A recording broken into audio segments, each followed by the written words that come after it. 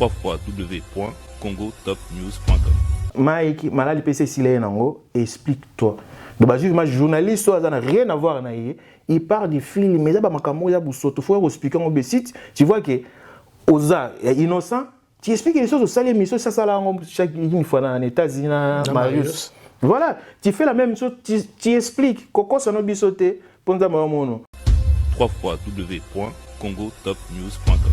Bah Francis ba na 100% ba signe moment na ne ba lobaga di signe la sa ke moto a faux donc ana ba signe tout la sa faux azaka escroquer c'est-à-dire zo utiliser ba magicien et ça qui est tant professeur de ma ponanga mais faut ils exhortation pour ba tumsusu c'est-à-dire ba se retrouver ya ba taki so ki nini akina cimetière téléphone na mi to zone hôtel na ba ni on sentit que déjà comme prédication était en côté www.congotopnews.com.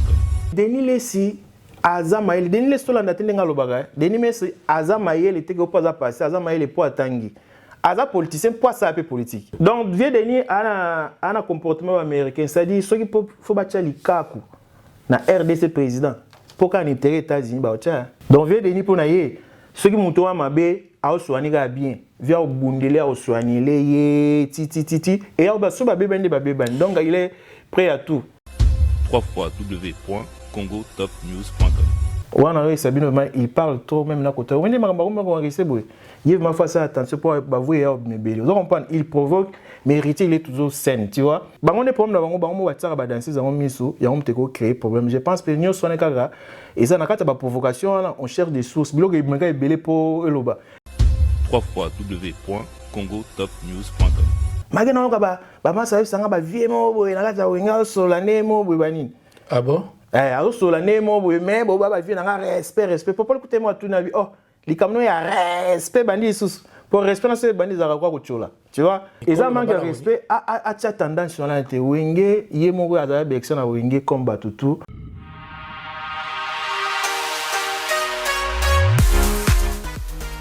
JBM Fret Service pour l'envoi des colis à Kinshasa, Congo-Brazzaville, Pointe-Noire et bientôt à Lubumbashi. Cabinda, très bientôt. JBM Fret Service, l'efficacité au rendez-vous. Suivez-moi.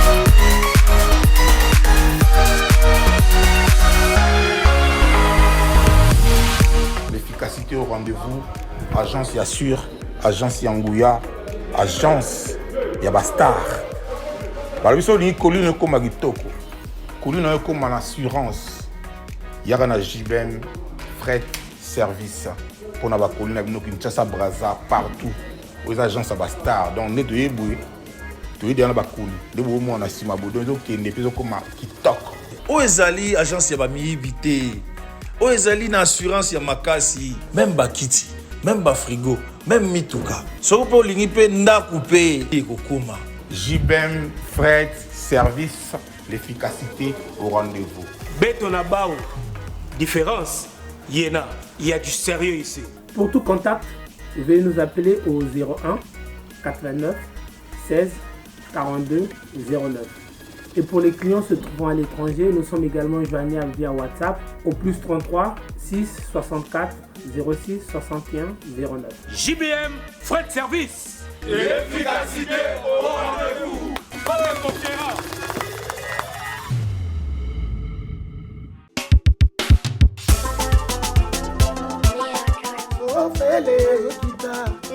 Bana lile, c'est-à-dire bana roubé, bino tout benga na nzinga, tout le monde a le 7 mai oyo na soirée ngeli ngamo mboshili pasa pe na ozala wana. Kuna na kata nord ngolo ba roubé, Lille, Belgique, be la pe boko kata poto ozala wana na clôture na ngo pela le 7 mai, biso nyonso tokuta na wana. Donc soirée ngeli amera ni bazana pointe banoli tambo bazala wana ngamo ko mystère surtout webi kakati Ukraine 3 euros boya to soutenir ani ici clôturer ma solo to bina to sepela soirée ngeli bongo yongela te c'est là Paris, Londres, Belgique tozo benga bino boya to sepele longo. Oh, déjà Annie ici, toza wana tozo bengisa ba grande dame, boya ebele pour na plaisir na biso moko. Ba papa bo honorer biso, eza mokolo na biso. Les 7 mai ici à Lille, Ah, rien à dire. Boya tobina to sepela. Andika tolela mbapa tope. Otika bonge. Okamata na Kinshasa. Bana Roubaix, bana Lille. Boya ebele mon boss kokongando na kata Lille tokutana wana. Le 7 mai 2022, nous bangons la soirée. Donc clôture à moi de la femme. Donc bien signé. Noli Tambu, les sages. Annie, soirée ngeli. Ba maman Lille, bino mon boyebi. Lille koyate. Boya ebele. Boya au soutenir bana ya les intimes na Annie ici. Tozo zelabino. Eh bien, on invite toutes les grandes dames, Baobami Yoki, Baobami Moni, grandes dames de partout. On est là, on vous attend. Toya tobi na biso to sepela elongo na bino na biso. Donc Roubaix, Lille, et Yinda Mabe, sans oublier Mister Satou, na Rozalawana. Donc le 7 mai, Tokutana Lille, soirée Ngeli avec Annie Isisi et Noli Tambo. Maman Bolata Maputa, soirée ils ont clôturé. Nana Mino Maputa. Donc il faut poser la beauté Maman Maputa. Donc il y a la pantalon, il faut les puta peser réglementaire. Donc biso tout kuta na kuna donc zala na biso wa cerveau me peto zala on mutrotine donc Roubaix, Lille et Yinda Mabe, sans oublier Mister Satou na Rozalawana.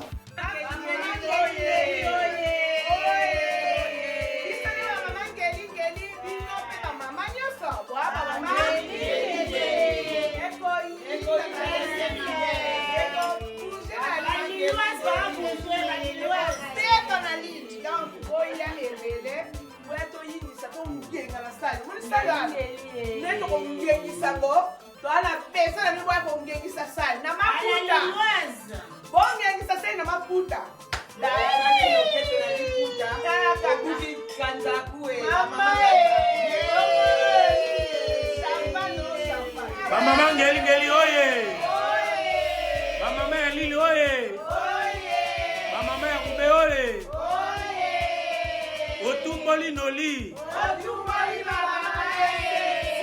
Oseka a gogo bomba vaseline. Esengo ezali ya koyeba ete bozali ebele ya kolanda émission na bino news oyo ememelaka bino basango oyo ezali koleka awa na diaspora et puis makambo nyonso ezali koleka bongo na République démocratique du Congo. Bandeko tosengi bino susu merci na ndenge boza ko continuer à s'abonner na chaîne YouTube na bino Congo Top News Monde pour na kozora ba notification et puis tango nyonso émission ezali kokota bozali kolanda yango. Boyebi ete lobby le 22 pour les lots tozali lundi 21 mars mais lobby 22 toza bongo na nuit oyo kozala bongo na kati ya Dubaï donc voilà ba délégation ekei ebele kuna donc bomoni ba ministre bomoni ba député bomoni bato ebele basali ba déplacement pour na kokende kuna et puis toyebi ete lobby le 22 mars Gims akobe tapé kuna na cadre toujours RDC ba artiste pe ebele basali ba déplacement. Les autres lobela également messieurs dames makambo o ezali koleka bobenga biso mingi bolobi noli tozo sepela to sepela gina ba analyse na bino bo salaki bol meka kolobela biso ko pesa ba éclaircissement na makambo oyo ndeko na biso pasteur Pétage bongo na kombo ya Denis Lessi oyo azali kosala surtout sur l'affaire Mike Kalambai implication na makambo etali ba pasteur banda ba affaire et banda ya Peniel to continue ya mama Moïse Mbiye tangu ya ba obsèque ya papa na ye ti to komi na scandale oyo ya ba sextape ya Zawadi to moni toujours présence ya pasteur ou prophète Pétage oyo na kombo ya Denis Lessi tozo comprendre le rôle na été est-ce que comme a vendu est-ce que vraiment rôle nezali nini bomekako analyser ngo na ba émission na bino en tout cas to kolobelango lelo na émission na bino oyo bolandaka vraiment news également boyebi na ba news toujours to ali koyoka ba histoire oyo ezali koleka entre Héritier Watanabe et l'artiste Fabregas bango nyaso bazali ba ancien ya groupe cher à Weranson Giam Makanda de la forêt Wenge Musique à Maison Mère à toi le Belango et héritier Watanabe Toyoki Azo Zongela vraiment classe pour na azwa bac na ye Toyoka déjà azwa bac mais to éviter Azo Sala Susu pour na Zongela ba étude na ye to éviter études universitaires ou Azo Zongela ba études humanitaires ou secondaires je sais pas en tout cas le Belango avec mon invité. Également, aujourd'hui, nous avons sommet sommet de la cybersécurité au Ezali représenté et pas de Konabiso ministre Eberante au Lelo à sommet mon Ezali na date il y a le 23 et le 24 mars Oyo et Kozala Bongo na Lomé. Donc voilà, de Konabiso ministre Eberante na ministère du numérique Aza déjà sur place pour représenter la RDC et puis Kolobela surtout na ba cyber sécurité cyber attaque ba fake news et kota belé attaque et kota aussi dans monde il y a numérique tozana de konabiso awa Urbano Kavula o bomona ki mikolo to ko bazo benga monsieur le professeur amona trop penza donc yi na ba voyager azalana ba artiste musicien chrétien amona ya ba film on a penza totondi botondi mona mboka Urbano Kavula. Ouais, merci Noli les sages na remercier pe ba internautes ou ba remercier que ba commune biso pour na émission biso to salagi merci na tout ba Hollanda biso voilà donc on est là pour analyser les choses naturelles marambe pe sa biso ko sa biso ba nzoyi na mutu on comprend pas quoi voilà ba to ba sepela gi ba qui analyse na to la manière dont osa ko réfléchir et c'est pile ça qui bango misus pe balobi mais est-ce que ko sa biso te na ba tourner na yo na po misu ba bengaki nini o ya mona ki o akashaki et ça juste parenthèse to fongoli rapidement avant de rentrer dans le vif de notre émission. Voilà des fois na vie toi ba humain là c'est le domaine nous bon ba bakansaka musique donc na domaine nyonso na vie nyonso humain bere rezalaka ne balobaka tozana ba bimbi na biso na ba tiroir tu vois il y a des bakambo ne to ba dernièrement to bi des fois biso tozwaka ya version vase tondi o esopana wana biso bata musika toji histoire to beta pe histoire mais kati ya coupe pneu on a des fois tu la vérité donc dans le domaine tout en tout cas il y a des secrets il y a des bêtises ils ont makambo somme toyeka kamo pe mokile donc voilà ça fonctionne comme ça oui makambo mabe il y a bien za rebelle il y a mabe pe za rebelle comme tous les domaines la musique en fait partie aussi voilà lelo to kolobela mingi ba sujet oyo na otaro bango na sommaire il y a news oyo lelo quel est le rôle. Il y a pasteur Pétage, au Batbaïbi Mingi. Il est prophète, non? Il y a des prophète, Denis Lessi, implication na ba makambo nyonso o ezakoleka, o kende boye, azali, o bata kofi, o leka boye, chinois, o zonga boye, chinois. Partout, tozomona e. Na makambo nyonso ezakoleka, surtout o ezaya mabe, tozomona présence na ye na kati, ou bien aza impliqué de part d'une manière ou d'une autre. Alors, est-ce que le expliquer biso rôle il y a prophète Pétage wana? En tout cas, merci pour la question. Ngapelo wana ela inga na mituna na bi mais parce que tu te souviens dans l'émission les gars na baki na linga vie Denis sali to linga parce que total ake. Au gros appel d'accord te na makamone musu miso total muto bi na talake. Mais tu as pe réfléchir à on a Martin Nyembo to bi si quoi bisinga bi au fait papa to va trotter. Vietanga banda faut tala idéologie à mutu tanga banda en internet. Albaini même na watene ya yé na kati internet ana posta ya visibilité. Comprendre via ya pour la visibilité pour na yé femme mabat na kati ya arc de arche. Comprendre donc il est là mais tant on y pour la visibilité ça dit tu te prépares à tout. Ça dit mamla mona mabe ngana zawana. Vous comprenez donc il y a beaucoup de choses autour de lui. C'est normal parce que objectif il y a ebelo kayo ça. A visibilité donc a combat, a pas ana seta za likolo. Mais maintenant à quel prix? Donc il se fait que oui et tu remarqué veut donner azana kata situation nyonso. Et biso peni tingalo bina taille ba intervention ka sagi na comprendre vient de jouer rôle mon pas bien té. Parce que na histoire tout comme on s'est retrouvé na yé.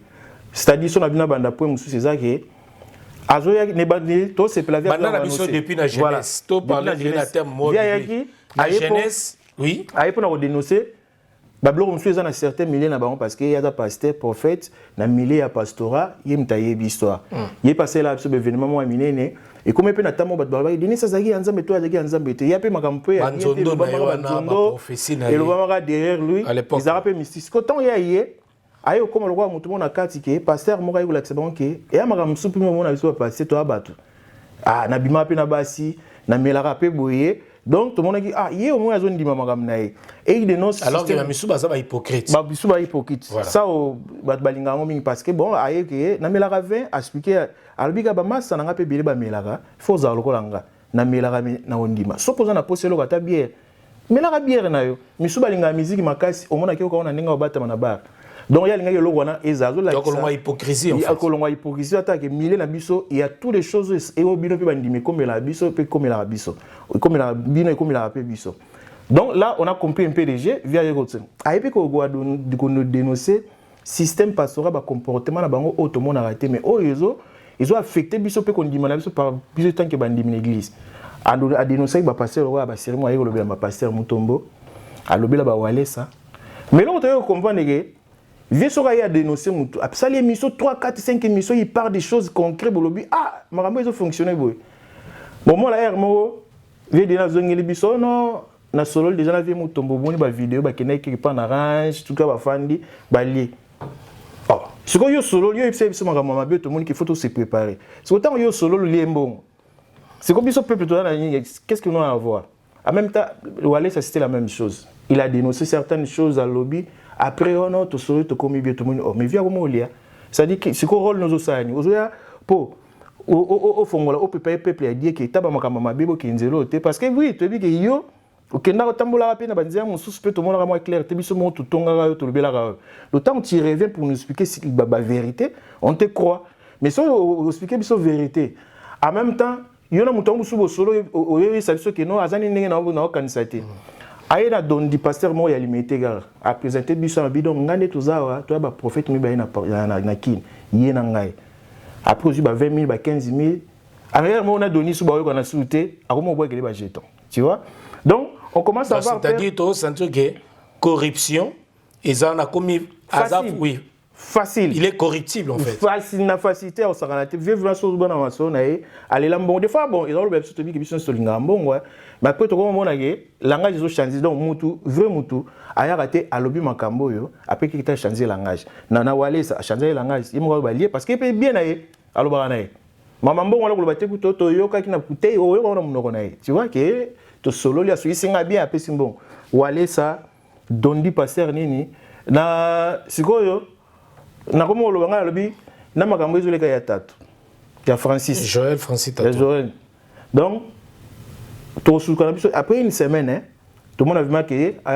non en tout cas Joël ne toza bo toza biso mbaye na ki ba makamde na kena kezambo monter mais petit na ngana sonné donc ya sola ma bon donc entre comme ça là non ndega ya zo sa enquête pour na batona biso pe to comme taille na liste muso parce que ba o ya peuple était o ya ba vérité ka yo mozo soigner donc vraiment déniler ça là rôle la bien comme na loi na double G même na makamama ko moni situation ya Mike na internet ya Mike ayo expliquer biso ke ba soye na Mike donc biso doni kota ndenga zo tambola na ba rapport muso apisi la biso na ndenga ko mo kendisko na ayesu na lisola Mike pourtant tout à l'heure azaki compte parce que makamama Mike dit ba bebana abana bana pas petite notre petite sœur Peigné donc histoire sur ya vie dine bandaki wana côté ka tipo va faire rebelle donc yem tazaki wana et comme un niveau que na petit na bazara bien Mike ba bebana likola makambo tu vois des fois il y a scénario soit à côté du Kambu des fois pour avancer à zelo il y a linga de visibilité ne a kondi ma plus ba relation baby tu vois a autant bon on est intérêt donc il quelque part autant zo ba vérité maintenant bon parce que l'amour d'argent na ça va faire wana dans Ayaka c'est stratégique en fait si je comprends bien Ayaka alimenter le komoko c'est comme dans la politique hein Mutaroya a fingi a bimisi la vérité moi le bible mo boyeza la vérité te alimenter mais derrière ça on a besoin batona ba réagir ou soit ba lukaba bo mamoto moyennant paiement et le komoro boy derrière ça en fait donc se fait exprès mais Denis Lessi Azamaïl Denis Lestola ndatenga lobaga Denis Messi Azamaïl était ko pas passer Azamaïl po atangi aza politicien pour ça peu politique aza peu pasteur pour la théologie tout ça aza abrutité vous comprenez vraiment politicien pour atteindre mingi donc c'est ça le fait que j'ai na yangwana donc comprendre aroya na ye mais derrière ça ana posa mbongo tu vois ce même Majab Denis ça va la vérité ouais Denis faut attaquer ça contenu comme ça faut te comprendre c'est quoi les systèmes à la cité bon mon aka le Majab ba mbongo ngapi mbongo on a liaté pour quelqu'un aujourd'hui au faut rêver ba peuple est-ce que Majab isa elo ni subasmani dans la C mais le but ba pesa na ka sang ba pesa mbongo ngapi na liaté donc c'est-à-dire au sing indirectement c'est ça vieux bongo tout le monde a peut même abed à chaud attaquer abed au boina après les ba pesa ko monde makinga la za boss et tout donc vieux Denis ana comportement américain c'est-à-dire ceux qui faut ba tchali kaku na RDC président pour qu'en intérêt États-Unis ba tcha donc vieux Denis pour na ye ceux qui montent à mabe a soigner bien via au bundele a soigner les ti et au baso ba bebende donc il est prêt à tout. Merci beaucoup ouais. Ndeko Urbano. Alors on va rentrer maintenant dans la écriture. Tu dis que la Bible balobaka makambo nyonso yo tozo sala gloire il faut zongaka na Nzambe na créateur à notre créateur. Alors ceux qui battu bakomi ko sala biloko pona gloire na bango moko et commis déjà mabé sans péché. Alors, combien plus fort que un serviteur de Dieu, prophète, a commis que ça là, makamundo le bien ina ba réseaux sociaux pour nous créer ba buzz naé, pour nous luka. Non, seulement gloire au yé moko personnel, mais pour aussi chercher peut-être à détruire ou à diviser des familles. Mais gloire wana nyonso les ont et là ils ont le coup maison et pas nzambe, mais gloire wana ils ont revenir pour naé pour na ba fin ba propre fin, ba propre intérêt naé. Alors, tozongi na Bible makambo azali kosala. Alors, to benga yango nini? Bon, en tout cas merci pour la question Anna. Et to me pe juste tant na doya Nathalie mission mona ni Roger Bagasali. Et il parlait de quelque chose moni nzambe tonga ponio, nzamba bengaka. Tanga bengio a préparer na otinda yo na kosala yo koma boy. Okokoma lobi abengio et c'est qui va te donner une mission eza na futur. Mais nzamba préparer na mutu. Donc, le Saint-Esprit, Dieu va travailler en toi et avec toi. C'est-à-dire, yo a préparé yo quatre. Quand on dit en toi, c'est l'esprit. C'est-à-dire, à préparer l'esprit, non, que le Saint-Esprit a travaillé dans nous parce qu'il a un moutou. N'a pas pour ça. N'a pas mission. N'a pas mon mission. Sous son zamba travailler notre keba. N'a pas te guise au bandit. Moment on le voit damage. Bah on va brebis. N'a pas travailler yoté. Bah mon ami souno. Makoso abi bon. Babi c'est on dit ko yana sema abi mais brebis azoya brebis sika donc na kokate wana vraiment mère azalaka mais na koya pour brebis finally yegaka pour brebis vous comprenez son nzamba travailler oté yaya pocha batu et comme banki na yo ba petit serre onotaba on na likola mutute onotaba on elongo otala derrière otaba mebele c'est-à-dire ça nzambo le toujours o bazo ça succès na kini c'est ça le problème que ça faut retourner. Est-ce que nous avons ça là-bas? Parce qu'appel, parfois nous avons eu, nous avons eu, déjà exécuté le monde sala. Donc appel les appels, mais appel le lobby, nous avons eu, nous avons lobby. Nous avons fait préparer. Parce qu'il y a une mission, il y a une mission, mon mission, mon n'est pas atteint école. Est-ce que va vivre? Va juste une école, va signer mon et comme moi doute. Parce que l'école c'est pas théologie, va qu'il y a la vie on a besoin de connaissance, il y a la Bible, l'écriture, tout ça. Mais le Saint-Esprit, l'Église marche avec nous, on les servira par l'Esprit et la vérité. Il y a l'espiritas, esprit, mais avec esprit. Donc l'Esprit qui va travailler, donc, bouloni au sala, a préparé aux amakas, papa, à mission, alors on l'a pu, pour soya banzo, tout va me belé. Donc, pas aux amoutes. Soit le one est à tout bâtiment, dans ensemble, dans la Nzambe, soit que Bible le fouiller l'impudicité, soit mbang, tant qu'on a rapport, mais zoya boué. Dès que nous avons pris cet exemple, passé mon gars là, bah d'abord ça a suivi à serment, bah c'est serment des arabes, bah yara ma solo, serment a problème, ça là et moi suivi. Au bout que c'est ce que a qui ne pour comprendre le problème, on t'a quand si serment moi l'icolo, ko bouka tout ça. A qui pas masse nous a bien acquis, a qui n'a frère mon bout. Bah non, serment pas à voisine, serment oya comme ça pour solo là, yo mo ba problème de nous mais pas ça bien fan na boui. Na mon rapport fondement moi c'est à côté veut dire moi c'est quoi veut dire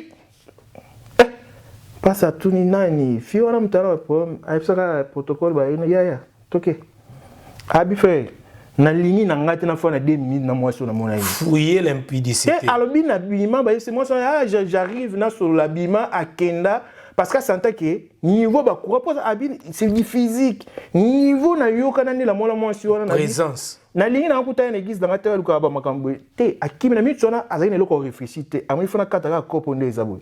Pour niveau ba ilaki le solo ya suivi. Bo so ala serre au molande ba prière bien. Tu vois? Tu fouilles parce que au corps résistant tout le corps on a résisté, Dieu doit te préparer. Donc bah passer na biso toujours douter fort que Dieu les a préparés. Pour la mission bah on va exécuter après. Et en même temps pour monsieur Zarani, monsieur Rose a préparé. Monsieur nous a pas gros sali là. Mais gros salagé, monsieur ça masum. Hein? A organiser puis ba séminaire ba stade, au moins peut que Nzambe Dieu a travaillé parce que peuple ya qui n'attend wala. C'est cause l'homme si continue à faire des Nzambe a utiliser mutu magé berer. A utiliser peut passer mon monique stade dans la peut tourner qui ça le bord l'école écran. Moi je vois même Dieu là utiliser na batamo. Mais pour mes ça c'est comme l'amour d'argent.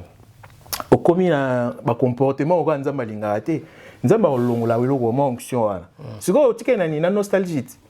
Biso peut totabu denilès to tsaka ba mai la TV. Nostalgie. Donc on dit mais na makambo c'est parfois mutani balobaka Saint-Esprit. C'est Kenda. Mutako tika nyonga. Donc to bite que vie à Zabongo, mon doute fort parce qu'on voit des signes. Le fruit de l'esprit, c'est pas ça, tu vois. Donc, c'est-à-dire, ça gloire, pour la gloire, comme la gloire personnelle, au lieu de ça, pour la gloire et Nzambe. Evier, sera tout le monde solo ya Bama Kenda, abenga blogo quoi Francis tatuazo sala Bama Kenda, bablo moya na combo. Ce qu'on vient de la soirée expliquer ma makiona. Ce qu'on expliquer ce que ba système ni ba passer ba sala ya obi qui se ba lokuta ba nini. Ce qu'on obinga la raison na te obi so linga mutu mingi. Ufani caméra observer na ba vie makambo ya ba ngo pe avec ba précision bondeni. Maintenant qu'il y a bien mo na sa enquête Roger Balakuta zara so pesa travailler pas comme caméra ou journaliste ba sala ba landela makambo ndinga non.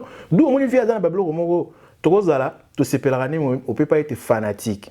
Comme j'avais dit dans notre émission biso to sutuka Congo wana to bebi so na niveau tout ti boya ko na niveau to ba to teka to kende to kabona po donc c'est à dire ekemabe to ba to toningare mais faut to no telescope na myopie c'est à dire va faut landela basi ni nyonso po to ko tika te ba to ya azwa alors bato ba tala biso donc nga yebi nga la zalaka je parle ma langue la langue de ma poche nga la lobaka o tozo loba o tozo mona yango ba ke biso to lobaka na ba spéculation te na loba o na yoka na o na zomona o biso tozomona batunies ba comprendre que ba pasteur ba osala eza so ba osala ngopona gloire ya Nzambe te ba omi ko sala ngopona ba propre gloire na bango alors que makambona eza sous biblique te c'est ça en fait ba toi na besoin ba comprendre ma place na moni o répondre au mozo sa neti okima mais na bi que o bango ba osala est-ce que ça ils ont pesa le kumu na Nzambe ou bien ça pour notre propre le coup na bango. Voilà. Mais en même temps,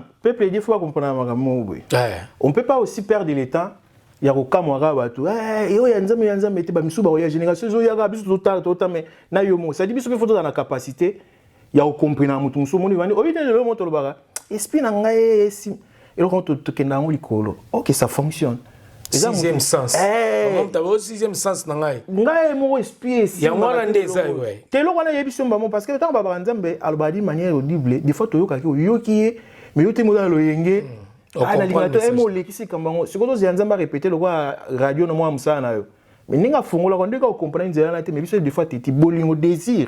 Ils a fort mo na écoute. Écoute yo comme qui mais yo désir oza ba calculer no zoka. Biso photo comme à niveau ya ko analyser parce que au gros détecteur ba faute quand na bo moto pe boy pour ba fango ba on peut ba ya na bo moto te zo comprendre ba nzele belé ba zape spirita ça dit l'esprit spiritualité za ya Nzambe spiritualité eza ya moleli donc makambo biso to mona rato ezo sala ma yango benga spirituel ça dit ba to pe ba zo ya obundisa biso ba sa ko ba enseigner biso ba encadrer biso ba ya na bo moto te donc yo pe ka boko ba no comprendre makambo te mais heureusement pe a to dans esprit so ya ndeni te e ba comportement musu na TV so monika ndé muta solo la peut venir mon arrêt à soutenir mais c'est fali mais fallait les gars côté moko niveau balancer VDNI ou bah ma soutenir le billet tamo on comprend ça dit na moto za bango a rolongolo respect ça dit tous esprit mais ma comportement so vivre marqué donc on va te payer les bases section na tala kete on bête ma sola bien mais base iso qui est fou on ndu biso même na erreur magé ba phrase bien. Donc il y a qui biso pe ba chrétien biso ba tout autant que logo tous a rappelé un jugement personnel. Et ça raté photos et témoignages mon pour comprendre muto asa mabe. Fongala les gars sabino que muto na za mutaberere tout ça tout à makambo. Et auto comprendre que tout le monde muto mo biso mobulu. Et ça ka ko zapper hein. Moi viso pe ba vie comme 1000 vies 500 vies na be mission muto pas obungati. Malheureusement bat balinga mingi kota la makambo eza ya buzumba ya c'est compliqué. Tout la peut préparer. Bat balingi mingi kota la bloko na bloko eza conseil o eza ya ko ya ba conseil on peut ça ya ko peut-être pour avancer les choses dans notre pays où na ba vie na biso les gens ils vont jamais calculer. Mais bazana pour na bloko eza ya dépravation ya merde. Ya onde bateau. Balingi kota la mer o ba Jean Gouba mais on répond de cas à la question na biso na comprendre. Ozo qui est moi zigzag. Bon, reformula. Donc voilà. Reformula, on comprend donc voilà. Alors, Ndeko Irba, dans toutes ces choses, Lelo Nengo Moroto Toloba Awa, Tobandai na ba histoire ya jackpot. Makamuka Tobanda ya Mike Kalambayo, Makamba ya jackpot. Tomoni implication ya Deniles. Il était impliqué dans le sens que le bagi ni wenzani ni tipo voilà vendre à esclave voilà azoteka ndeko na bisona makamne se maki ya son nom ekotaki tomoni awa makambu ya nani pasteur oyo nani ya pasteur Moïse Mbi tango makambu ya position ya ba mais salamaki na ba pasteur il était fâché abimaki aye à lobby okoloba o sikoto komi na histoire oyo ya makamba mai Kalambai il était le premier oya il y a qu'on divulguer l'information là, il y a qu'on loba. Batou baebi qui est avec Mike Kalambai, ça passe pas, il est karaté, il y a lobby avec Koloba. Mais curieusement, tout le monde a sali retourne ailleurs le baquet. Il y a Mike, bakomigo solo là, ba sali conversation à bango et tout et là a changé directement mobi que awa abe maja bango ba futa kabo na bo directement changé. Ça dit que ba corrompre ba futi mbongo ou bien ba sombi pour na base ba sombi ba comment ça dit pour qu'à changer alors que des gens comme ça est-ce que ma cause à la utile la société c'est des gens vraiment à suivre question angeza plus vraiment mais un peu qu'on expliquer biso na mamunyo sata d'ailleurs il y a on a remixé déjà de tout temps internet c'est vraiment ça peut bien tamutu na yo na remixé mutabilenga même sujet Japi Kunda on a poto tongo na bien ya Japi Kunda ya tongo Jenny Ndombele les playboy Namasa moko Manganza. Yemto Gare du Nord ba masa Gare du Nord bataille émission. Ba sepela yi. Ba on ba déranger ba bitamu tu na Manganza na Gare du Nord. Donc il y a téléphone ka otala. Voilà. Et indi. Au fait, il y a vieux Denis papa Mike to binga kenda na ye. To kena ye akenda na ye vraiment moi likolo bien aya pas expliquer mon compas dénoncer ma cam. Asimbe Mike. Mais implication est ce qu'on a maman Mike. Biso normalement to yoka ye fait to kana biso ka lisoto sepe to leki momu le lega ya on a bi so bo ambe expliquer maka monsieur lega raté au mona ye ti Mike ya ko ti mama Mike to mona parce que albini na sa enquête or so sa enquête mutuma pecho version na ye yo une émission bi eza version na ye eza vie na ngate mais ngana sa enquête na ye pe sa bino version na ye mais na on continue enquête vieille version na ye yo bi fois la foi vient de ce qu'on attend. Auto yokara. Donc yo voyez la version Mike et malheureusement deux autres solo là. Ça l'enquête ici, c'est enquête. Vous comprenez? On peut cette version ni on se n'engo conquis makambo Moïse et tout ça. Yo juli solo yo bimisa. Or que tu dis que yo maïli. Donc c'est bien fort parce que la masse babi marmambo aussi solo même vivre aussi ma 30 000 n'est pas vivre ma exigera. Vieux sera nga solo là. Akatane balé moi 30 sabani leki vieux binena okene. Si côté maza maïli ça biso na epesi mino version ya Mike biso na munisi na minute wana ok eza version Mike te vebi ki eza semence nde na lobara semence ali somme tabete bino lisolo ya on te tikay na mutu Mike déjà si tu vois aleka na ba makamebele akomi na tamo ba tu fashaki mais on dit ko limbisa meyaki majaboye et couvrir Mike déjà c'est tout surtout kaboye si to limbisi mutu mo boye sans to limbise donc et le comment est tellement bien que ils allaient tellement puissant tellement fort que ça que elle est bon madame na ba makambo nyonso ba tout parce que ba bi et tout faki tout bible nenge lo ba bien moko e finga ma bébélé ça dit que ça moi bien tant aux fonction ça malamu ya mabeze bele wana na présenter na balance et lo wana izo kufa donc azali vraiment comme ma clean o to ko ba Mike comme clean Vous comprenez? Et à niveau comme il est là, on a posé la réponse. C'est-à-dire, répondre, on a posé la version. Il faut que je justifié ma caméra. Sauf qu'il y a un respect à la musique. Parce qu'il y a un dossier, il y a 3 dossiers. Quand on a dit il y a démissionné, on peut suspendre. Il y a raison, on va expliquer sur raison. On peut ça les questions quand auto linga qui peut bisoto suspendre mettre mazaro bele ils ont sens c'est bon on suspendre non point pour y mon on pas fêter c'est comme on suspendre pas pour personne raison te ba bazo ba tout quoi ba bourri quitter donc comprendre ba suspendre à mutu pouvoir raison boye on to suspendre bani do bolinga qui bo suspendre te mo démissionner na pastorat fa démissionner faut ba suspendre na musique frère Musoko Ngoi Patrice Ngoi Musoko faut suspendre yemo fa démissionner l'église na ye donc bango tel bosso te fa na la ba vraiment ya 4 bandimi o aza jouer a même makambo ti mon kolokola roloba il a été que je me retire mon ya ozongi yo moko donc ba pasteur Asumuke donc on a zibu muka ki Congo mo dibu donc on parle donc oya ozonga ti sikoyo na ba faire on a ça dit ba pour ça ce qui a dans le respect public ba meloma nyonso ba yoka ki ba chrétien nyonso toujours représenter faut s'expliquer. Mouton ça doit à tout bomi mouton à bout portant boye ba que ça me soit avocat. Donc to condamner était dans le sens que il a dit bela bunga mais to bi faut s'expliquer sinon tatiki makambo na sala. Donc vieux dena voyer la bisote que version na OK venir na a donne dimisation de version. Donc comme le roi Yezo a sambisa donc donc il y a le bien de pardonner en plus ça là déjà version na yo ça enquête na aussi si t'es pas pendant enquête même à ta procès même yo moko likambo. Sur enquête zanano rôle katolo ba makaba procès zana procès sur l'état na quantité so yo mo loba yo mo zo po mato zaki accusé vous comprenez dans un cours de fotika justice ça là déjà hier bi na ça enquête pa justice ya moko ya vie deni yem ta ça enquête ve so soane bien conseil ça simple maiki malali PC silé nango explique-toi donc ba juge journaliste so zana rien à voir na il parle des films mais ça ba makamo ya busoto faut expliquer mon site tu vois que Oza innocent, tu expliques les choses au salaire, mais ça chaque fois dans les États-Unis, Marius. Voilà, tu fais la même chose, tu expliques comment ça n'a pas sauté pour nous avoir so moni yo ko sabiso pour de vérité ton dit ma version après nanzambe bino so bonzamba bo comprendre que et talibino donc vieux Denis il faut arrêter ça l'enquête bientôt mon rapport à bien où laisse Mike R se justifier rôle aux jouer kozo wambongo ke ba penzambe nzambe pas massa noter en même temps donc toyokarayo tolingarayo mais on n'est pas prêt on dit ma bêtise toi ba fanatique na ote toi ba tu fandi olo ba makam faut battre la carré wana faut bossa na tête tu oublies toujours aux hommes au na nzambe ko pousser ba tout ba ba soi-disant Moussa Nzambe. Donc il y a des doutes, yo mo ko ça na doute parce que toyokarayo mo zo ko sabiso vraiment tu vois donc ne ba zo bandi na yo au salle de monsieur belé pour le bagage lo mo ngoko sabiso na mutu passer comme ça parce que dans la vie sur le belé lo mo 7 fois son tout le monde tout fanda son atangi combo ya blanc tout noir 7 fois lobi yo là tout le monde avait un tenimo là tout chemise noir il y a ba concept prouvé zo on passe on a bi rouge trop à 7 fois lobi tant yo là ta rouge et ça na tenir là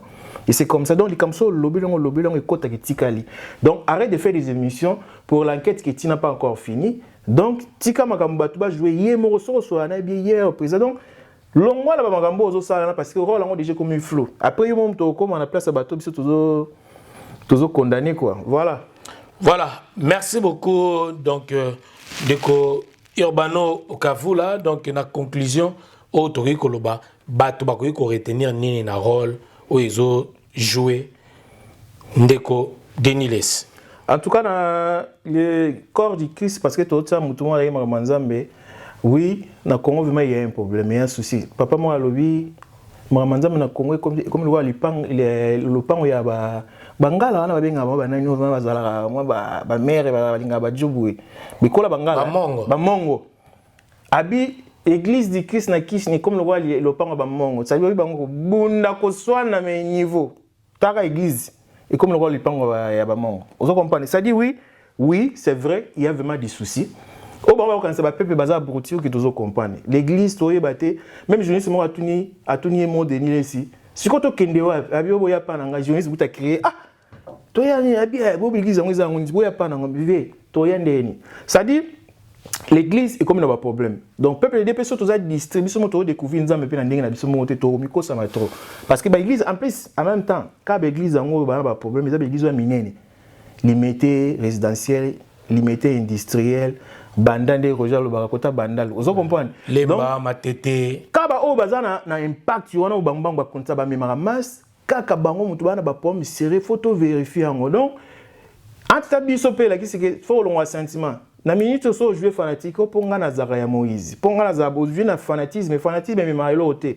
Fanatisme chose aka fanatique surtout ma mais fanatique ah italio. Donc biso ne skoto za na ba position moto za maele ya examiner makam. To comme on là on a bible ba ba ndimi ya Tibet. O pola za olo bango so yo te bango après ba otala. So e bien te quitter ici la route. Te to koma boy. Donc ba ba zo ko te to kene pour ba sinasi ka wana ba otona. Photo za ba to moko omoni likambu. To critiquer ngot poto luka solution to zaka te to ningo ka bizo bato lo baka pour to ya mo pe bazu biso na jina biso moko congolais linga la bêtise ba yo bêtise ya ba opesa ka uzango pour cette ba on peut ba opesa biso les églises les responsables ba opesa au population dans poser et pourtant bon pour ça ba bi un paradis à gagner donc ba pona bato nanza mais ceux gens musique bien bon na ka musique pour na sentiment et distraire nga bani mais ah ils ont ya paradis makambo ya vérité biso mo bato ba ça mabe pour bazala mo ba men ba ngba zo balar na bango bazo ba succès na bango siko na tanda biso to sani faut ba ko examiner makambo bo moni bato ba aventurier on parle pas de chez na ba l'église na bango aza aventurer les émissions to boycotter total en c'est comme ça biloko bien kota c'est à nous de décider et loko mo démérer to e bunga biso tu vois ils a charge vers la biso quoi.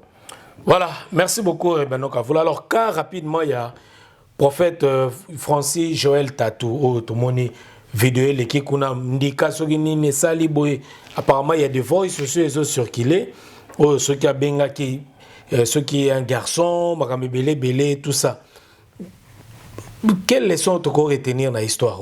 Francis ah ouais non mais en tout cas il pas dernier jour ba faut ba ozala ils avaient dit comme dernier jour mais faut tout comprendre il y a des faux et simplement il y a batum sous hasard faux tout bon maman tout est de yo le bara tout faut dénoncer ba Francis ba na 100% ba signe moment na ne ba le bara Martin mutasara ba mission tsara ba 10 artistes a ça même mission ba 10 signes relation que moto a faux donc ana ba signe tout ya ça faux na mon maza faux na makambe belé parce que papa on a posé oui on a posé yo za na hôtel wana ninte ya chambre 26 prophétie prophétie premièrement la personne qui fait sa prophétie il doit se retrouver pour vivre en gat yo ça ma comme na nord na point cardinal so ngai na vivre na éviter prophétie la personne doit se retrouver dans la prophétie d'abord on comprend et prophétie za wana tant on a devant la masse et ça que tant prophétie zo ma ponanga mais faut une exhortation pour batumsusu ça dit ba se retrouver ya batiaki soki nini akina cimetière téléphone na mito zone hôtel na bani on sentit que déjà comme prédication était na moté on comprend donc en même temps la chambre numéro 26 il y a combien na Congo déjà pasteur soit comme ça babilo wana akomo sanctionine et puis ba sero bana ba kuna ba quiz na bango bana ba tatouage combien formule ni ba sala en plus abeta nini professionnel bien pour basi mi ya banduma bana ba tatouage belé na ba quiz non mais ba servir na quoi c'est quoi le ba servir na nini ba servir na nini na comment est-ce qu'on appelle na ba révélation na demain tatou est dans simple ba faux en plus c'est faux ça oui mutu musa kozaka escroc hein asugine wana mais bango ezaki azaka escroc c'est-à-dire azo utiliser ba magicien pour ba numéro tout temps ba magie c'est-à-dire OK vont foutre magicien mongo il y a travailler numéro on comprend bo fan pe l'église bilo bandimbo mais Dieu moi asa numéro azawana na muto ba préparer déjà ba ke na ba banlier muto déjà kutu na vie na pour na congéza bato banda bota matile on a zo salaire à $150 te na boulot sali asala ça na vie mais salaire à $150 ba kangisi le bona zo te c'est comme dans ngona yo lié 300 balles pour biso yo ça ka rôle mo na yo muto ba bango déjà a yo ka kasali makamna zo ni par exemple na 300 zo na vite comprendre il prépare les gens ba pauvres déjà mon ba manque de respect déjà Aju magicien au ça numéro va préparer à créer numéro na yo na sala. Il y a ba téléphone au monde mutuku daza pour faire libana na voiture parce que ba numéro ngo ya on trouver ba Hollande ba numéro na nyonso batala na tamu numéro ni bengaki. Ezali na mileni parce que na avec ba opérateur ba localiser emplacement numéro na tamu saki makambwana. Oya comprendre kazo ba mutaza na ngaba ya to découvre là on simple l'opérateur a comprendre le numéro tant ebengaki OK c'est on a ma tête bon moi la en face église na voiture moi moi afin de gona donc ba faux moro longi so tel bo monika jo azafo ça dit ba faut to dénoncer on a gouvernement puis faut ba fongola mieux makam so comme déjà ba hein et comme trop critique donc faut à mesure voilà merci beaucoup alors on a un scandale à Voice Oyo qui hormis nous makambo ba escroquerie oyo mais comme il aime son Voice au monde qui est pasteur pena mais abimaka pena ndeko na mobali wana sur comme sondeni c'est comme si to comme na lève to comme na to mati niveau mususu simple ya nzambe te moto to ba mususu asambela anite mani muto bakisite mais ya muto mususu aza mutu ya bakisi siko lelo na monde na biseki dernièrement sataza esu tege salabu mwana mwa kufa oninga sotani makambo boma mutu ya bato ya mususu aboma bino siko ba mort vivant boma yego tunenga te siko comment que déshonore donc a ressemble sabino ozo comprendre pour ça ta oseka balobi na ibate il est le père des maçons yé pour souci na yé afunda biso panzama avec nzambe omoni pa na omundi na sala bango c'est ça babeng ki accusateur les maçons menteur aza accusateur en même temps lui afunda biso kaka babi en même temps Hérode comme lion donc yé na vie na biso aza na ka quoi ko pas luka biso na ba problème tout ça infraction et bato quoi bato nyos ba ba double sim wana c'est et donc ezako to ko kenon musikate aza na maison ba na kata ba kabal aza na kata kilte moko boya sala donc ba kilte lele comment senga yo fu ba ça dit alinga sambiso pas pesolo yo lingi vous comprenez faut samba yo zo mona ko makam papa que j'ai avoir yo sali kiso zo makambo faut bimana muninga mbali po pesoni so ezanga o sambusate ya o pesolo yo lingi parce qu'il a fait la même chose ba faut pas comprendre Jésus a mon nzambe a oti 40 jours na ya prière oh le long na ebité munani a kota ta 15 jours à prière ya jeune ya sec ba kota ngo bazali oui ah ouais voilà des kota là ba pasteur ba sala ngo ah siko Jésus qui na ya 40 bazali na ebité so ya ndemba bazali oui ba passer ba jeune ba na bango mais papa ta les mettre ça ya 40 jours oh bien ta Jésus a ça 40 jours à jeune a bunga mona na raté a okita oui mtel bossa mekake ça ta yo meke d'après il faut tout à salir 40 jours moi nzambe nzambe awuti na moto zo peloso simi bo lenga mais ya bani ko se baje ndeni ah oza miaka banga yango comme ça on lipat yaka mukilo yo yobiki yo na père na bino atanga mukilo ponga na dijarasi parce que c'est comme ça c'est lui le maître monde quand on parle de monde c'est Satan tu vois abisio soyo salinga na tiki makambo na tiki lui yango akcelo na katelo atamanda moi nzambe 40 jours après prière bangi était bongo banga tatu bana sadi bat ba tatu na nyonso ba mi boire ba range ba yamba na ebiso na banga était donc c'est comme on m'a quitté ce monde à simbi bani kuluka est-ce que à ça que toi zo papa asimbi ki ici simplement ça au monde ngwana ba simbi ki ba ba tomsa mabe c'est tout donc il y a une explication belete mais c'est quoi danger ezali na bandimi nyonso na bato nyonso yo po bango bazali ba bokoli pate ba pate nyonso bazana bango na c'est des pasteurs ba brebis o bango bazana bango to ba siko ba vie na bango avenir na bango makam na bango alors que bato baza censé baza ba modèle o ba kopesa leso bango mo bazo bazana pona dépravation ya mœurs pona ko bebisa même spirituellement bazo détruire siko bato wana ya église wana bakosuka ndenge nini Pour que peut nous daddy, papa, papa, donc on a intouchable le coup tout donc. Oh nyoso ko ça les abango yo ça la nyoso ya malam pour na bango za malam. Alors pour na bato na danger zanini. Ah ouais, obike na vie babara ata so lingo o critiquer loko faut dans la connaissance na on. C'est un to ba n'importe n'importe. Ba nzampi faut comprendre outi chez OK na église ko ça. To pe nous ko fa no pa no kina ça. Ça dit so oza côté mo kina chaque dimanche okina ba réunion otaka offrande otaka ba lar na yo après yo zo ba elo oni yo sala na te ça dit photos zapé makamanzambe et makambo ya esprit biso monto tozo kumba bana ba fanatisme oza fanatique ya pastorité faut mona clair ozo comprendre église nyo ces églises mais église nyo ces églises té mais en même temps yo pende no linzamba sali yo boye awo mono côté nini awo mono faut que nous sangana na ba frère et à l'église nous faut mono tondi to boy faut ka yayo tout monde donc ça dit nzamba sali équilibre na vie biso mono ka teliga ah max on a linga église tout ça ba matena etana ko côté quel choix na on sali mabe papa nzamba bi mission na bi yé kuna pesa nini yo za na posa nini bile yo za na posa na on a mission ya personne na vie faut que koto déjà ba choix déjà bikisi ne to sala ngo déjà mabe on comprend en même temps kopa ngo ya mama nzambe e makambo ya boite ya moni Paul na ba début déjà Paul moni bato le ba pisa biso makambo to banda évangile ils attendent Saint Esprit qui dit ba mo baza buka na ti bango so mutaye ateyo ba imposer maboko Saint Esprit ba baptiser vous comprenez ba yebi ke au bandi chrétien bandi bitumba moko bitumbise be et il y avait systématiquement trois choses. Il faut baptiser, il faut imposer, mais poser le Saint-Esprit. Si on a besoin du Saint-Esprit, et bah oui, parce que ya maître, bah tu veux dire imbiqué, bah bêtise bah c'était donc magambo ça, il y a facilité. On comprend ma manzam, il y a facilité ça bongo. Si comme n'ayant Saint-Esprit bah qui beau fan d'abord bimate, so beau bimi, puis on a personne équipé bino. Si comme biso to ko ta copie on a bandoki. Toi na biso équipé, tu comprends? Il y en a vu, aux autres connaissances magambo ko tete. Ya ba olia yo. La Bible les alliés ici on beau fan d'abord maintenant voilà. Voilà. Merci beaucoup, messieurs, dames. Alors, rapidement, Urbano, il y a un grand événement le 30 juin. Il y a Clan Wenge, donc après la rencontre ici à Paris. Donc, Bana Wenge Nirso, après 25 ans, Bazo Sangalato, changé mon registre, tout côté ce qu'on a makambo Italie, musique, et puis tout le makambo, héritier, Fabregas également, et Zosala aussi, actualité. Alors, pour Nayo, date où il y a le 30 juin, c'est une bonne date. Pour l'événement, ils ont parce que le 30 juin, ils ont jour d'indépendance. Et puis, en même temps, concert, ils ont un stade de martyrs. Alors, nous saluons surtout monsieur Amadou Diaby, donc, le pacificateur, l'homme qui a osé et qui a réalisé.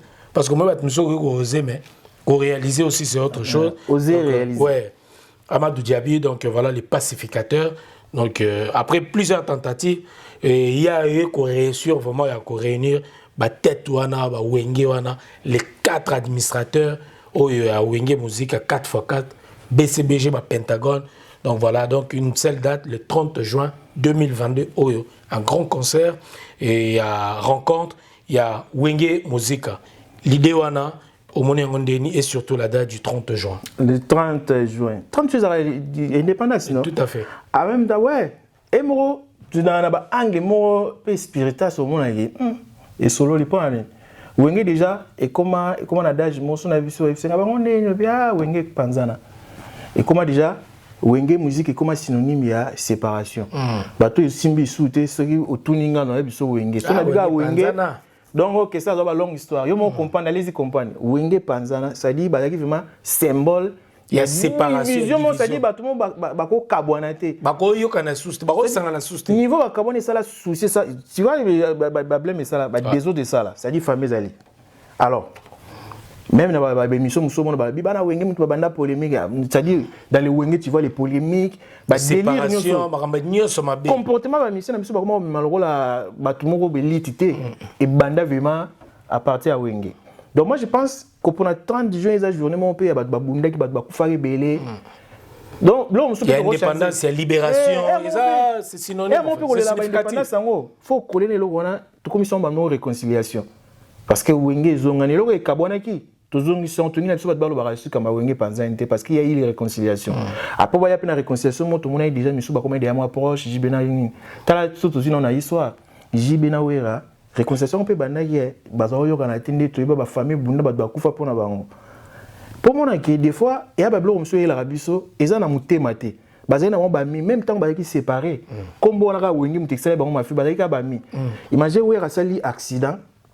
Az hospitalisé na bi sangoni jiba zo raté jibe première fois tout le monde mutalinga fier abima na lipapa jiba ya lipapa jiba la prêt à muta ça dit ça ba charisme yibi leader charismatique ça dit incarner le charisme mais jour wana ayaboye sans kutamiye ba yemoma ya monsieur tanga ça dit ba yo kana raté bango koyo kana bango zateo nanyo ba yokana ipo matanga na benga imasa na iso condoléances et profiter pina matanga ba yokana maki avec yo maso ndiga nga daye jiba kokata ya bo sani kuto tout sur l'amour ça dit amour ezelo ko mo nzambe atoko muto masumu ane lo mo ici la rater son amour etika la ya mo ni la atika ngolo kwa parchemin ça dit moi na bungi na tigile nzela mo boy Mukola ozonga asanga oya pa na nga bunga tayi bandenya oya c'est son amour qui laisse na moto on prend les fait mourir comme amuki mezala wana évidemment sorry ba souvenir écouter nango moi tant ba kuta ni ngwana souvenir kansi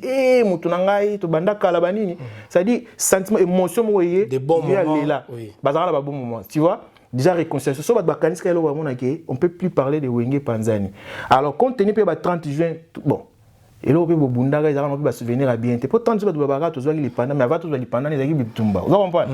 Tu comprends? On a peut-être toujours les pendant parce qu'il référence dans les bitumba. Et comme 30 juin, il y a réconciliation. Tu réconcilies.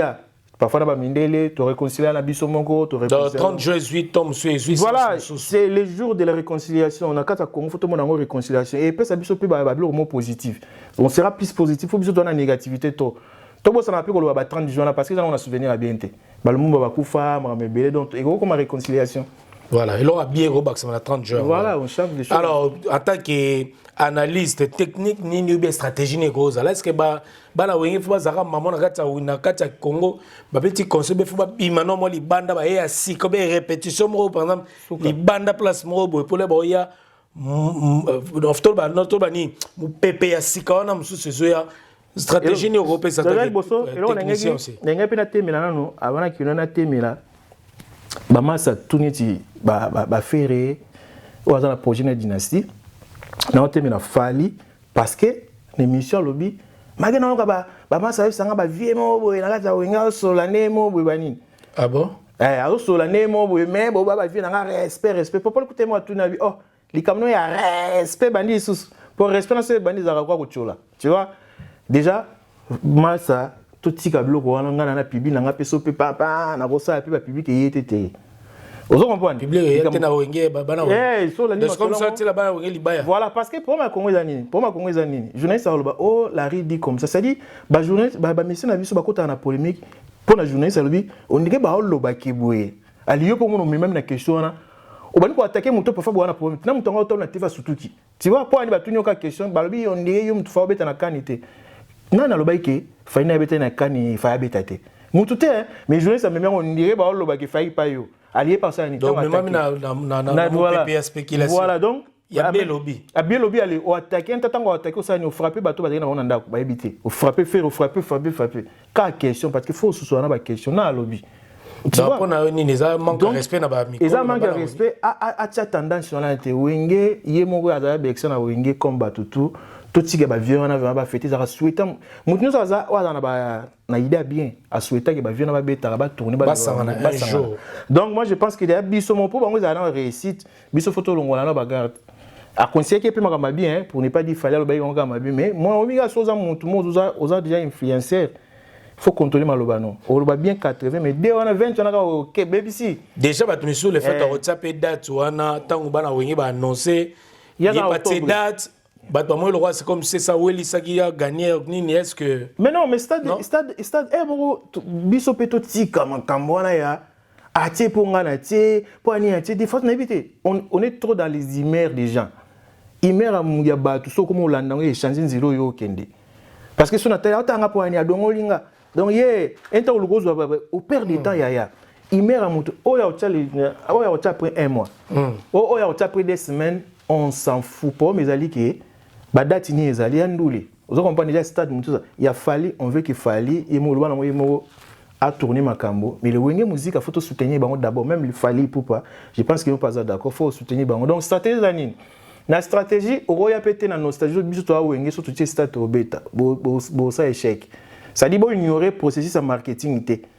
Bilo on vous so yebali mingi ba confiance. Trop sûr. Tu babo sana. Trop sûr ba petit ba kola. Ba to babina musique na bino ba komina ba karankingandi. Ba inos bi ba bima. Ba inos bi ba bima. Parce que ba petit inos bi ba ka ma solo. Bo flatter bango bien pour ba ya. Donc du trop sûr biso ba tumusus. Ba to ton ça stade. To asu na tante. Moro. Vous comprenez? Donc du ba vie faut ba maîtriser. Ba kene côté moro ba créer ngoma. Ngoma ça faut créer impact. Du fait que ba côté moro bo ba kanga pour ça sini ba kena ba na pays mo Afrique wana et créer impact ça le rôle là. Curiosité na biso to que l'on basali mais même là nous se faisons dans calendrier. Moi je pense qu'il faut balancer pas album on a quelque chose balancer avant parce que la promotion bientôt yo quand on peut créer les sous surtout bateau ba bango vraiment tu vois et bah ça la équipe moko bango na bango noka elo mo bon au moins elo mo fallait ba qui a bien ba koma ba mokolo ba maréchal ba muta koma fort na ndele na ba combo faut ba longo ba zonga va winga na Pentagone le président c'était JB ouvrir son cadre azali muta ba finance bozongi na statut na bino kala bozongi na respect na ndé bozako bizina ya carte administrateur na respect na tout zo comprendre ba longo la ba casquette ba comme lelo ba bureau bazui lelo musika zo comprendre structure ka bozui ma structure na azara na biso oyo bozongi structure ka bozongi selo kwana parce que soki ba sali bonté so ba ti ba frime na podium ba to zela to mona wera zo bina nenga za robina donc ba na besoin de cohésion na robina to mona go mu kulo ba so bo vimbi sigara biso to yeka wana to mo bino bo tele mbo bude projet on ekufaka na ndula liboso même les studios tu vois il faut ba ça ba faire ba zonga vraiment ba ta l'arte ba ta o bazalaka ma be ba sala ne ba panza ba famille ba kufa ba ça elo mo bien mais ba négliger ba mémoire ya bateau yo ba kufa pour ba poli ba séparation na tout ça public o ba seva et tout ça faut ba sanga pe ba pardon pe na ba moi na discours ça sera bien ça dit faut ba les ka émission ba ça boy lelo tito comme attendre comme on peut 3 mois ba ça la plan mo ya communication ya campagne baby qui tous les cas interview on parlera de ça et ça vous comprenez disque faut bima 4 chansons rapidement et quand on a la plateforme ba yo kango ba rep na moi ba vidéo donc ba créer vraiment ngoma ni lokola tokolo ba lokola kofi na papa mbezaki wake up tu vois ba créer ngoma et puis c'est créer intérêt et jour to ya wana ba décevoir biso ba ego tout ba comme na lelo na ba mbongo na ba karba na ngo en tout cas faut ba koisa ngo comprends voilà et à toi les messages et le capina. Très très bien. Donc, alors nous saluons Monsieur Simon Belvedere, donc le stratège, hein, ancien le conseiller. Donc voilà, on est ensemble. Monsieur Simon Belvedere, baza masolo pour nous recréer la stratégie et surtout, faut pas retirer sous bateau, baza na conflit, ba séparer bateau parce que la réconciliation et dans la besoin de bateau, ça. En fait, c'est l'amour faut primer. Batba mon apena ke ba mon asusu ingénieur Blaise Boula ba mon pena na wera so ba on ba kota ba bi ke ba on ba le ba godo ba yo kana raté bazala mon pena do ba on ba le ba kota ba moni mu kulem su ba moni susu Didier Marcel lem su ba koti na wera lem su ba moni donc zo mona ke batba sentir pena ke amour wana na ba préparation na ba répétition au bando sala yango skom te osala ke bato ba découvrir ba mon sko ba déjà réunion ka wana ba saki et ça qui bato bien voilà photo ka ya ba babi malema ka ba ya jamais ba nakenda ba mona na jamais misu bazala ba 22 za ba 23 za ba tikala ta omona na table ata avion mo ba mata ba mona na route donc niveau na ibite ndiona nini ya sai ba kangisa ba on ko kangama ba okama donc Amadou Diaby faut wa wana continuer monsieur le producteur wa wana faut continuer pour tango sai ka ndinga ba babi allez prince nani tu sais déjà bien donc à continuer na rythme on est ça je pense que ba na volonté voilà faut to kutaba kutande ba kutana ngoni la qui ba comprendre le niveau ba sala ba mikolo en tout cas je pense au kende déjà en tout cas ce qui heureusement aussi ce qui est bien bango tout baza vivant Dieu merci na kati na bango ta moko ta kenda bango tout baza vraiment vivant c'est aussi quelque chose à féliciter ou to ba pena que eza kumoko ya bien surtout na producteur réunir batune sona alors tous on a sujet à héritier Watanabe, to héritier Watanabe azozongela classe nae, azozongela bako, azozongela les solo on reconnaît nini. Non félicitations. Voilà, attaque enregistrement la boutou. Parce que et ben pas sango sango na bosso la politique ils aient gaba tout le mama classe tanga tout ça et mo parle que na rapena posana ça université sanga isa qui mais on a poso ça comment on le rôle eleki mo ça je pense que sango encourager qui pas drôle plus ba raison maman oui mais au ça rapport na maman te maman za on dit monter minami so faux jamais nga kuna zelate donc tanga ba lobby ki abandi cours azungi va na école na 6e secondaire na 6e secondaire azungi na classe na voisine pour à jouer dans la classe on a à 17 ans 18 ans abi voisine ay comprendre à mon héritier mais à kenda ko l'autre soit héritier tant azongi na comprendre que oh héritier toi classe mo to fandi ba moko donc azongi abi kutu akota facilement so kaye mo masque ba to kokoto yo za bien mais go bimande donc na ba maman quartier héritier dans la classe mais ba bena ba bafli na ba libane na ba beta gombe na gombe donc abi yo la ntiki mais ba to tando le faut takara mais donc ezate ezaki eza mais au moins na vie mon yo ça na souci l'homme est appelé à évoluer. On comprend, toi, on a la responsabilité. Le rôle en orchestre et la finalité. Gestion orchestre, on a fait les mots. Il y a un orchestre qui va longa pour au moins quand wingo news. Bazara na maïl ba kola rande mo ya on peut mais tant ba panzana tant de tous les larati lelo. Bablo wana ba héritier ba oyeba donc fona za maïl na préparé pas venir. Même ba ni ba za na posa ya makambe bel lobi akosa ba entreprise ne mo sozo ko ba bénéfice. Do pour que lo mususu. Faut ba maïl mo boye. Na muntu pe azotarati auto ke en Espagne. Akina ba conférence mususu ba réunion moi makasi boye ambassadeur. Otala pe moi français 10 000, moi connaissance 10 000.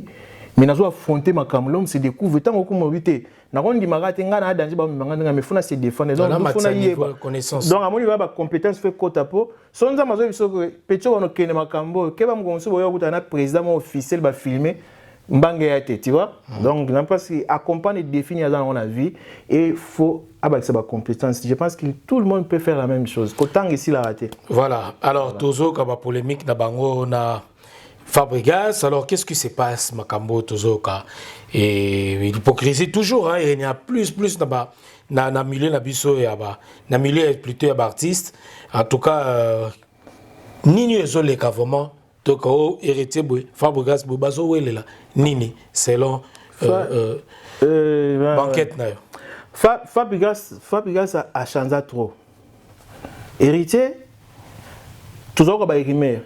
Azama teti azaso ke na sans héritier zara teti mazaki bon travailleur azina ba vient bien mon senti héritier pas lelo plus azoko la plus c'est et loko ka toujours reprocher et doza aya ka souté que na ba charge à kala donc ça dit c'est quelqu'un tu vois a évoluer dans les bons on comprend mais Fabregas on remarque que Fabregas azana azoko la na teti moko boye on comprend pas justement ils ont des même dans le cas de la provocation.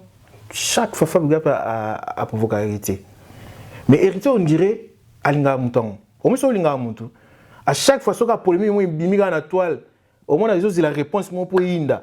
Au moins là nani ebunga. Héritier maestro na biso fatara Fabregas na biton ndima. OK ni bon. Ça dit sans que tu cholo moi répondre vraiment avec respect. Depuis le moment où il va aller comme autre abomi polémique on va aboma polémique ça dit par exemple ton so aboma polémique alors ba na PC malobate na PC 60 PC makambo te yete ya oboma ba bisi Fabregas a maestro na biso talaka maestro so biso boye photo ndima ya na mamude omuna doser même là na ke lobe abi Fabregas a Fabregas talaka maestro ne tabi okesa mfuza mukie et normal ye a omuna ona mukine école ngapi na ndimi na ngake to na mukie. Mais jusqu'à tous les journalistes, yo mon on jeune habite ngala mon abino mouvement mon mo ba miki boya bi yo mon on nene avina yo donc mutu na mutu masa kuna mutamta mon on ngazo mona je pense qu'il y a probabilité mais ba biloko na mon logo la lobele ba danseuse so ba ba répondre parfois ba danseuse la lobele ba on neti ngabo na wo ya Fabregas tu vois il évite parce que azana ba raison à chaque fois ba croiser na ba avion c'est comme hypocrisie ça là au moins on Fabregas a mis une photo ce que soka répondait à Fabregas n'habite pas ngaba ça ndeni so ba kuta na avion donc Fabregas vraiment il répond à côté na parce que ndenge Martha bagi papa to ke na mili chemete bato wana balingaka polémique balingaka a créer en plaire ba lobile polémique kana po ya fanda ozo comprendre ya na poussa na business na makambo ana album na ye tu vois Fabregas il est dans ce genre ngala comme on est battu na mona ngelo wa mini on dirait Fabregas est quelqu'un qui imite trop Fali comme donc il y a quelqu'un qui imite trop donc il a comme on est le rôle Fali fois 10 tu vois même na Fali bah comme on a un problème je sais pas pourquoi Fabregas vraiment il est provocateur tant on va Fabregas j'ai à croiser les gars na ba circonstance mo boye tant on y a ta batute ba lo baraté tu comprends les gars parlent trop. Il parle trop même na côté. On est maramba resté boy. Il va faire ça attention pour bavouer mes bébés. Vous comprenez, il provoque mais héritier il est toujours sain, tu vois. Alors na pour ça te ba bébé na masani, aligné peut-être polémique moi créer ga boy pour son na pour ça na monter. Vous comprenez, héritier bi ko loba mais Fabregas ça zo provoquer mais yé moi fatala ki et le wana ça là et simbaté. Vous comprenez? Voilà. Toi m'a bébé za na bakati on va faire ba danseuse, on va bébé bébé. Ah ouais, zemi. Ya ngote mute ça là qui diviser ba frère. Papa, danseuse aza a travailler chez eux. Danseuse fois na mi bani, on peut on va ça bon si va na danseuse ango. Danseuse na vie privée. Na vie privée, voilà on dit moi c'est qui ça mais so ka jupe héritier. ah quand même danseuse na studio moi za balar ne donc ebi ki ba tant que mère ba tient na parler aux bien voilà aza danseuse na yo aza travailler à ça la pano ana vie privée na abi manérité abi mana banani etalika ye tu vois comme l'héritier peut répondre na maman abi de toute façon zeme bimara so zeme zali maman ebi tatati ebi kolozema o l'accès moi na yoza donc za kutobeta ba histoire tu suis zeme ya mutu tata na oyeba na po moi na voilà. Et il y avait un problème. Bango des problèmes bango bango watira ba danser zango miso, ya on te ko créer problème. Je pense que nous sonné kaka et ça na kata ba provocation on cherche des sources. Bilo ke menga ebele po eloba. Mais l'héritier a kombi bango tabiga ba zeme bimara. Et vimbaka moi na obotama na ba miso na ba simbo mo na ga au moins héritier. Ya ikutu ba ni ba mo na ba miso. Tu vois moi l'héritier ça pour mettre en plus la vie privée. Voilà.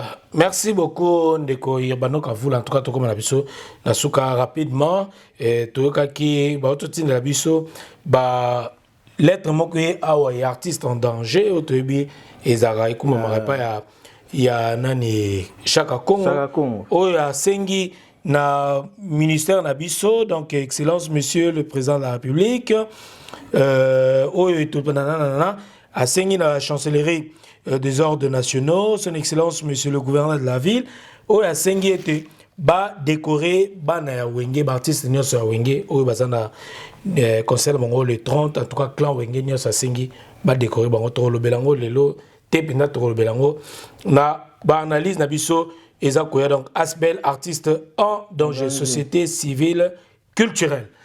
Aristote Monda a retiré la biso ba image wana en tout cas to kotala yango na émission oyo to comme na biso na suka rapidement na ba oso comme biso to ki na rapidement Christelle Mboula une candidate Madjabou victime abusée sexuellement par Mike Kalamba et puis écartée de la compétition pour favoriser son avortement. Plusieurs filles témoignent avoir été violées durant cette compétition par les organisateurs.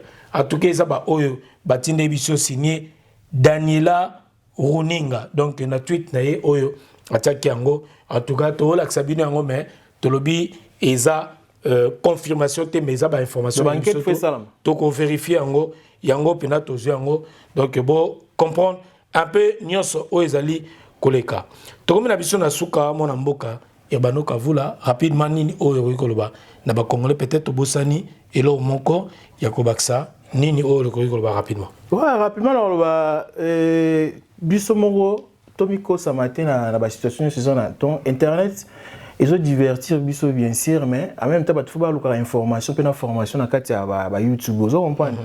Les réseaux sociaux les numériques aujourd'hui et peut ça biso aider biso na makambo aider vie na biso na ba boulot na ba projet na biso les réseaux sociaux ko laksana moi skolamba donc ebi olamba d'autant ma bébé là occupé donc tu peux apprendre en fait tu peux apprendre dans les réseaux ça dit numérique aujourd'hui et voilà ils a utile ba obengango même na classe autant ba bilo wana kata classe utile ya marketing utile abo donc eblo mo ba stratégie pour na ba faire na yo pour na famille et là ni yo tout na ndena barara Google ko sa te lo ni yo lukana na Google ozwate quand ça kali kama olingi quand ça phase donc nyo swate ba uti wana travail pour na et voilà donc oningo ye ko la no mama komaka question elo na mutu okota donc eza malheureusement et a pas si parce que on a mutana téléphone asombe téléphone ya iPhone 13 asuko mutala ga YouTube ya wa mutema mabe iPhone $1500 mutala ga YouTube ils ont la classe na kati okoyi ko na mabe parce que biso to servir ango pour la maman bien donc so moni bloqué zo arranger te ba mission mo ezanga tina mutu mo azumi mabiso na ba bateau ba nini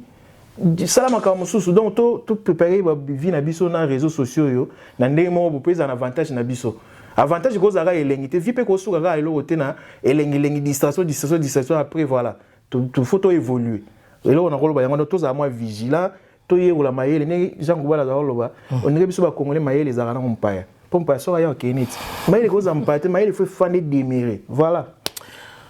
Merci beaucoup Bandeko Bolandi Bisso en tout cas bato boyebi ke match ya RDC match du barrage oyo kozala le 25 oyo donc voilà dans quelques jours awa donc to communiquer bino nouvelle salle parce que et sika o fallait to zala na salle ya Bobini donc moi changement moke ko sala ma date communiquer bino lobby déjà pour na bozwa place ya sika ya salle et sika fan zone munene o to sali on a à Paris tout sangane sika moko total match dans ba condition à bien en tout cas to communiquer bien en lobby en tout cas droit d'entrée ça toujours 20 €, coupe nini VIP ça toujours 50 €. N'hésitez pas boroya borota la match de tolbaki au côté aux na casquette na yo aux na t-shirt et puis aux na un masque na yo pour soutenir nos léopards. Donc tobo sanaté après 48 ans d'absence et tu as tout soutenir les léopards nabiso pour que tous à la qualifier la Coupe du Monde Qatar 2022 au dénommé en haut vivement Qatar. Donc venez nombreux, venez nombreuses soutenir nos léopards, soutenir notre pays, la République démocratique du Congo babi. Il faut tous à la partout, tous partout, tous à la présent non seulement na makambo ya mabe mais na makambo aussi ya malamu oyo na campagne ya bakonzi mingi baali ko sala ya ko redorer les blasons ternis, c'est-à-dire redorer l'image ya RDC, ko redorer l'image ya congolais to longwa na image ka o ba bela biso ya mabe congolais alingi makambo ya musique makambo ya par exemple ya buzoba msusu congolais aza toujours na ba un sanité congolais aza toujours na makambo ba buzz makambo etali ya makambo ba sex tap o to comme champion nango to mapena premier donc to la coupe du monde na monde et ba sex tap surtout en Afrique n'en parlons même pas congolais côté la makambo nyonso eza mabe mais to zalana pour na to redorer image ya biso ba congolais ba parler aussi na ba congolais na makambo mususu ya malamu et puis to za rappeler na courage ya ko partager ba émission oyo ezana pour na éducation pour na ko lobela par exemple investissement pour na ko lobela par exemple l'économie ya mboka na biso comment investir comment to ko sala été to avancer na makambo mususu to lobela l'élite congolaise comment to créer lobbying na biso moko pour que tous à la fort tous à la naba tous à la représenter partout mais nous on est là seulement naba futilité na makambo ezangatina yango mona congolais azawana. Bon remarquez à monsieur dame vous qui nous regardez ba émission o ezolobela makambo ya ko construire mboka na biso makambo elobela conseil makambo malamu personne calcule mais botala siko makambo ezolobela ba sex tap makambo buzoba ba fingaki aswaki emino indi eloko ane bimaki boye au mona même un responsable mukolo mazo benga yo patu na yo ozwaki te bimi ya sika. Quelle sorte de peuple? Le changement, il y a peuple, changement de mentalité ou le développement d'un peuple ou d'une population commence par le changement de mentalité. Tout changer de mentalité, Nabiso, tout avancer, rien n'est encore perdu, tout qu'on se rattraper, éveille à conscience surtout, tout avancer ensemble. C'est le but même de cette émission News, pour qu'on news. Pour notre avancée. Merci beaucoup. En tout cas, tout le monde a dit merci de votre disponibilité. Tout le monde a dit Bena. Mikolo Ezali Koya, donc lobby Tozali Awa pour notre lobby mardi 22 mars Tozala pour notre lobby news O Ezali Koleka Namboka Nabiso la République démocratique du Congo. Ah, peu ba konziboza au Kendara. Na makambo etali ba forum, makambo eza otala ba foire et tout. Nini bozaro memana mboka la RDC ezaka ate pona kobimisa bambongo pona kokende pona tourisme mais bokendaka pe pona musala conseil to loba pona bakonzi na biso bambongo ezako bima makambe beleza ko salama mais est-ce que romona pendaka bo inviter batu mo pona basala misala mais l'information nini oyo peuple ko iko retenir na par exemple foire oyo munene zo salama na kati ya Dubai. Nini o population qui retenir ou bien quel est tout le retomber nini o ekozala pour la République démocratique du Congo na déplacement o basali ebele na kati ya Dubai wana nini o bomema na RDC question na ngaka ngona tuni. Merci beaucoup et bato boza kuna bomema makamba malamu et puis to mona bokende na ba tourisme te mais alors que bokendaki pona musala en tout cas ekozala bien pona bato batikali bayeba o biso tokende ko sala to bino bokende ko sala. Merci beaucoup et rapidement nzembo ya Félix Oazé quoi et bimi au film botomoni a réussi il y a pour léopard rapidement idée on est bien. Non, c'est bien parce que Oazé il y a un tolo bati. comme le roi l'année de la paix, il y a record. Talara, Oazé comme tout, ils ont une initiative, une idée, une idée, mais Kofi Ayembi. Jiba Yembi, faut talibater, faire, tout Yembi, ça dit déjà au sentir ça réconciliation, on est là au moins, il y a tout ça moi bien. En tout cas, et puis c'est un mot positif dans ces pays. Il y a Néo, il y a peut-être. On a Kofi Bayembe Sigamo, Naboula Wazé quoi, donc ils ont raté. Ça c'est vraiment, c'est du nouveau vraiment. Merci beaucoup messieurs dames. En tout cas, on se dit bye bye et à la prochaine. N'oubliez pas de liker et de partager nos émissions. C'est le vote Nolita Mblessage. Merci à Martha Niembo. Merci également à Aristote Mbonda, la même magique. Big up. Hey, Yasikana Kinshasa, salle polyvalente Les Triomphes, et Fongolé Libino va porte pour Naba, manifestation locale, mariage, anniversaire, conférence, fête et collation, puis espace funéraire. Et bongo emplacement nango, canot, salle moderne VIP, équipement Elena. Service traiteur, Detika Kapoto et Kitinakin. Naza vraiment nasengo makasi ya komona salle triomphe na kata ngiringiri entre 24 na sayo na katikati wana salle ya kitoko ya mariage ya bien. Notre artiste Aminata son père autrement dit vous venez le tenga mono na bala na donc Paris na kinwa salle de fête ya makasi aninga mukete na avenue Makanza na Moulard. Donc on a des masolo pour balobi, il y a pas de check, c'est pas pareil. Makamba kitoko eza awa en tout. Adresse eza Kaka Moko, Les Triomphes, et Zomina avenue Makanza numéro 196, na commune ya Ngiringiri. Référence complexe scolaire Ange Raphaël, na croisement ya avenue Libération na Petit Sayou. Na Les Triomphes, Volta.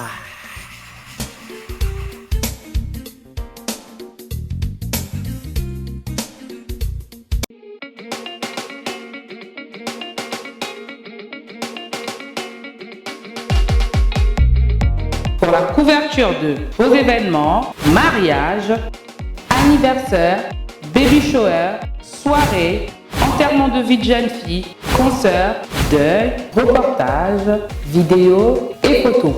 Contactez Nolita Bou Event.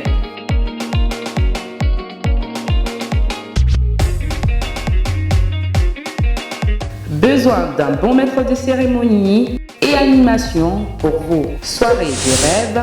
Contactez Nolita Bou Le Sage.